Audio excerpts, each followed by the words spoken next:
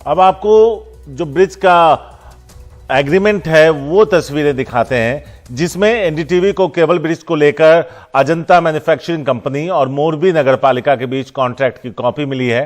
इस कॉन्ट्रैक्ट के मुताबिक कंपनी मरम्मत के लिए 8 से 12 महीने का वक्त दिया जाना था, लेकिन कंपनी ने सिर्फ 5 महीने में ही यह पुल खोल दिया। अंकित त्यागी है हमारे साथ इस बारे में ज्यादा बात करने के लिए। अंकित, अगर देखें तो 8 से 12 महीने का वक्त था, 5 महीने में खोलने की कोशिश की गई, जिसका नतीजा आप सबके सामने है। देखें तो ये एग्रीमेंट में बहुत सारी 22 का ये एग्रीमेंट है, बताया ब्रिज, और अप्रैल से ये ब्रिज बंद था। कंपनी जो है अंकित आपकी आवाज टूट टूट कर आ रही है। हम आपसे को फिर से डायल करते हैं, तब तक हम दर्शकों को बताते हैं कि जो उस एग्रीमेंट में था वो क्या था। कंपनी को 15 साल के लिए कॉन्ट्रैक्ट दिया गया था। टिकटों की कीमत 15 रुपए, 17 रुपए, 19 रुपए रखी गई थी।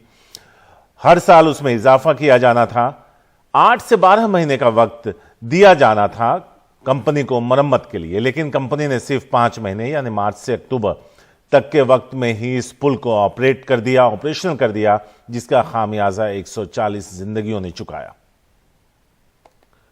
ऐसे में सवाल यह उठता है कि आखिर जो वहां की नगरपालिका है, जिसने एनडीटीवी के संवाददाता से बात करते हुए बताया था कि फिटनेस सर्टिफिकेट नहीं लिया गया था, और अगर नहीं लिया गया था तो जब यह पुल खुला तो क्या इसकी जानकारी एडमिनिस्ट्रेशन को नहीं थी, क्योंकि वहां टिकट भी वसूला जा रहा था। ऐसे में एडमिनिस्ट्रेशन से लेकर नगरपालिका तक ने अपने आंख बंद करके रखे, जिसकी वजह से कंपनी ने वहां पर क्षमता से ज्यादा टिकट काटा और यह हादसा सामने आया। अंकित, आप बता रहे थे इस पूरे कॉन्ट्रैक्ट के बारे में। जी, अगर आप इसको देखेंगे तो ये अजंता मैन्युफैक्चरिंग कंपनी और मोरबी म्युनिसिपल कॉर्पोरेशन के बीच में मार्च 2022 का में ये कॉन्ट्रैक्ट साइन होता है। सूत्रों ने हमें जानकारी दी कि जनवरी में इसके लिए मीटिंग हुई थी, जहां पर कलेक्टर मौजूद थे, साथ ही साथ म्युनिसिपल कॉर्पोरेशन के लोग मौजूद थे और अजंता मैन्युफैक्चरिंग कंपनी के लोग मौजूद थे। अब इसमें सबसे ज्यादा हैरान करने वाली बात यह है कि अजंता मैन्युफैक्चरिंग कंपनी, जो कि जानी जाती है घड़ियां बनाने के लिए, दीवार की घड़ियां बनाने के लिए, और उसी का जो सब्सिडरी है ओरेवा, ये एक ही कंपनी के 2 सब्सिडरी हैं। ओरेवा कंपनी ई बाइक्स बना रही है, CFL बनाती है। उस कंपनी को, जिसको इस तरीके के कंस्ट्रक्शन के काम का कोई खास एक्सपीरियंस नहीं था, उस कंपनी को ये कॉन्ट्रैक्ट क्यों दिया गया, ये सबसे बड़ा अहम सवाल है। साथ ही साथ इसके लिए कोई टेंडरिंग प्रोसेस नहीं हुई, तो क्यों ऐसा हुआ कि एक कंपनी को चुना जाता है जिसके पास ऐसा कोई एक्सपीरियंस नहीं है और उस कंपनी को ये पूरा कॉन्ट्रैक्ट दे दिया जाता है। ये अपने आप में हैरान करने वाली बात है और जांच की सबसे बड़ी बिंदु जो है वो इसी पर आकर टिकता है। उसके साथ साथ ये इस कॉन्ट्रैक्ट में कहा गया कि 8 से 12 महीने का अनुमान लगाया गया कि इस पूरे ब्रिज को, इस पूरे सस्पेंशन ब्रिज को ठीक करने में, रिपेयर करने में, रिकंस्ट्रक्शन में लगेंगे।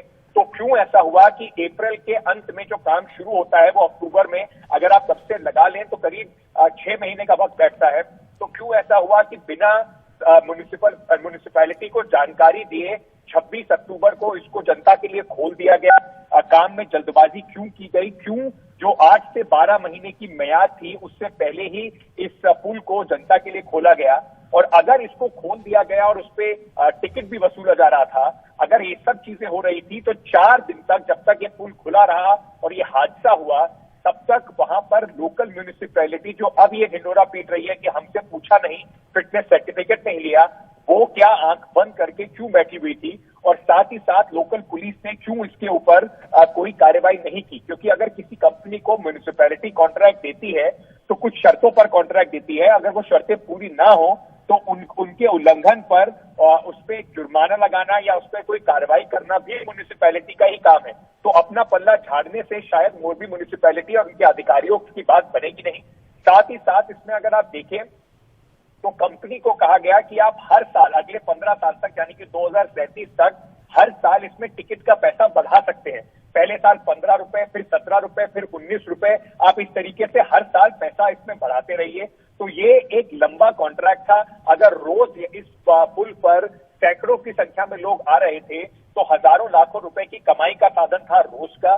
तो क्यों इस कंपनी को इस तरीके से पास कोई एक्सपीरियंस नहीं था, उसे एक ऐसा कॉन्ट्रैक्ट दिया गया जिसमें उस कंपनी का फायदा हो रहा था, जिसमें लोग जो थे उनको हर साल ज्यादा कीमत चुकानी पड़ती इस पुल के ऊपर आने के लिए।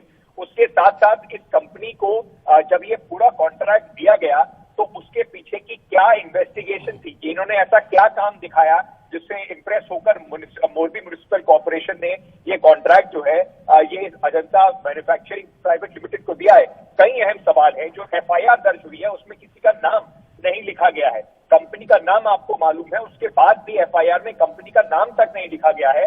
सिर्फ ये लिखा गया है उस उक्त कंपनी जिसने ये काम किया, वो कंपनी जिसको मेंटेनेंस करनी थी, उनके खिलाफ एफआईआर दर्ज की गई है, जिसमें कॉन्ट्रैक्ट आपके पास है, उस कॉन्ट्रैक्ट का नाम भी उस कंपनी में नहीं लिखा गया है, उन अधिकारियों का नाम नहीं लिखा गया है जिन्होंने इस कॉन्ट्रैक्ट को दिया या जिनकी जिम्मेदारी थी इसको चेक करने की। तो कई अहम सवाल खड़े होते हैं। 141 जिंदगियां चली गई हैं इस तरह की क्रिमिनल नेग्लिजेंस में, और अभी जिस तरीके की जानकारी सामने आ रही है हम और जानकारी निकालने की कोशिश कर रहे हैं। ओरेवा कंपनी से हमने कोशिश की बात करने की, अभी तक उनकी तरफ से कोई आधिकारिक बयान तक नहीं आया है, लेकिन साफ तौर पर ये अधिकारियों की और इस कंपनी की बिल्कुल क्रिमिनल नेग्लिजेंस है, जिसका खामियाजा इतने सारे लोगों ने अपनी जान देके भुगता है।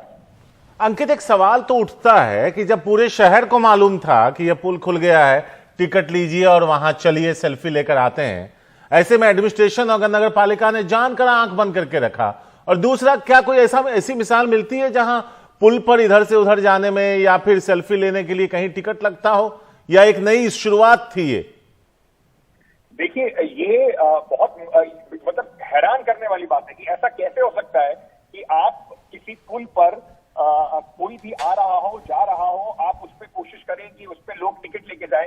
जाहिर सी बात है, ये एक ऐतिहासिक पुल है, इस पे एएसआई की भी परमिशन लेनी होती है, उनकी भी क्लियरेंस लेनी होती है। तो कई लेवल पर, कई अलग अलग अगर देखे जाए तो कई अलग अलग तरीके से इसमें कोताही बरती गई, जिसका इतना बड़ा हादसा उसमें हुआ। अगर लोग इतनी भारी संख्या में, और इस पुल की जो बताया जा रहा है कि कंस्ट्रक्शन के बाद भी इस पुल की जो कहा गया है कि 125 लोग एक दफा इस पुल पे चढ़ सकते हैं, उसकी इस पुल में इतनी क्षमता थी। उसके बाद भी टिकट बांटे गए 400 से ज्यादा लोगों को, इतनी भारी संख्या में लोग वहां पर पहुंचे।